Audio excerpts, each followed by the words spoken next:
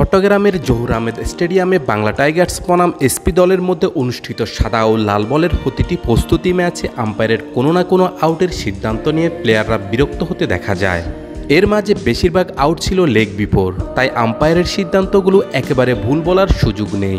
কারণ leg before আউটের ক্ষেত্রে রিভিউ ছাড়া সঠিক জাজমেন্ট করা কঠিন। অনেক সময় 50-50 কলগুলো ব্যাটারদের বিপক্ষে চলে যায়। তবে যখন ক্যাচ আউটের ক্ষেত্রে ভুল সিদ্ধান্ত দেওয়া হয় তখন আম্পায়ারিং নিয়ে প্রশ্ন ওঠাটাই স্বাভাবিক। আজও তার ব্যতিক্রম ছিল না। 3 দিনের প্রস্তুতি ম্যাচের দ্বিতীয় দিনে শেখ মেহেদীকে করা সাকিবের এই বলটা দেখুন।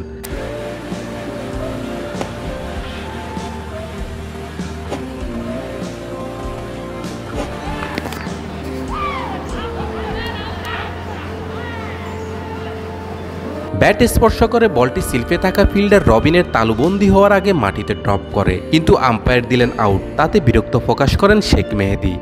এমন সিদ্ধান্ত মেনে না নিতে পেরে উইকেটে দাঁড়িয়েছিলেন কিছু সময়। এর মাঝে রবিন মেহেদীকে বোঝানোর চেষ্টা করেন বলটি মাটিতে টপ করেনি, ব্যাটের উপরের অংশে স্পর্শ করে। তার প্রতি উত্তরে মেহেদীও বোঝানোর চেষ্টা করেন আউটটি হয়নি।